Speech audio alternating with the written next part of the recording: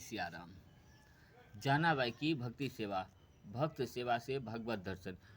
भक्त परवर श्री नामदेव जी का नाम प्रसिद्ध है। जानाबाई उन्हीं के यहाँ नौकरानी का काम करती थी। श्री नामदेव जी के संपर्क में आकर वह भक्त बन गई थी। वह कोई भी काम करती भगवान का कीर्तन किए करती। वह साध्वी थी। काम करना था उसे भागवत भक्त भवन का। सारी क्रियाओं से उससे भागवत सेवा स्वयं होती जाती थी। एकादशी की रात्रि में श्री नामदेव जी के घर अखंड कीर्तन होता। अशुभ माली के क्षितिज पर पहुंचते ही जनाबाई वहां आ जाती और एक कोने में बैठी हुई रात भर कीर्तन करती रहती। उसकी आंखों में प्रेम आंसू बहते रहते। एक बार की बात है, एकादशी को रात भर कीर्तन कर लेने के बाद वह अपने घर गई। भगवान के ध्यान में बैठे बैठे उसे 2 घड़ी दिन चढ़ाया। वह स्वामी के गृह की सेवा में विलंब होने से घबराती हुई नामदेव जी के घर पहुंचे। काम कितने पड़े थे। जल्दी जल्दी कपड़े लेकर नदी किनारे गई। वस्त्र पानी में डुबा भी नहीं पाई थी कि श्री नामदेव जी के दूसरे आवश्यक काम की याद आ गई। कपड़ा छोड़कर वह भागती श्री नामदेव जी के घर की ओर चली, किंतु कपड़ा को चिंता लगी हुई थी। कहाँ पर जा रही हो बेटी? एक बुढ़िया ने उसकी आंचल पकड़कर माता की तरफ प्रेम भरे शब्दों में कहा।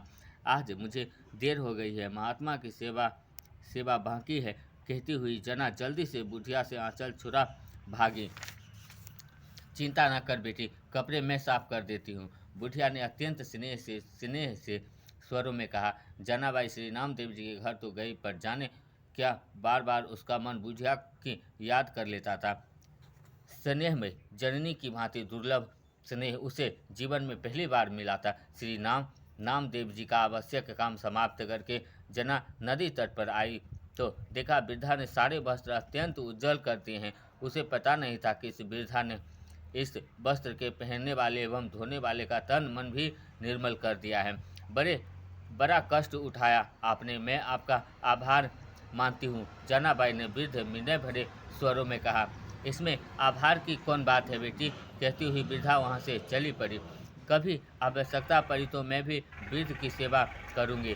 इस विचार से तुरंत वृद्धा का परिचय प्राप्त करने के लिए जना वृद्ध को ढूंढने के लिए दौड़ पड़ी, पर वृद्ध को कहीं न पाकर वह निराश होकर लौट आई।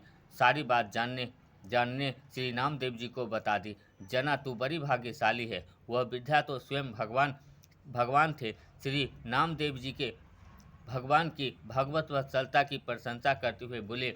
जना प्रेम से रोने लगी। भगवान के अपने लिए कष्ट उठाने की बात सोचकर उसका हृदय टुक टुक हो जाता था। जय सिया राम। बड़ा कष्ट उठाया आपने, मैं आपका आभार। कष्ट उठाने